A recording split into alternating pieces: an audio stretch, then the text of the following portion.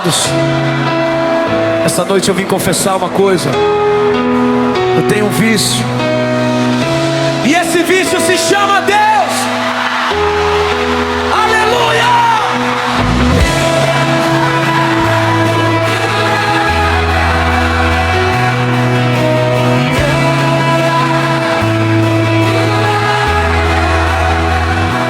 Já tentei viver sem a tua presença, mas sem ti eu não consigo respirar.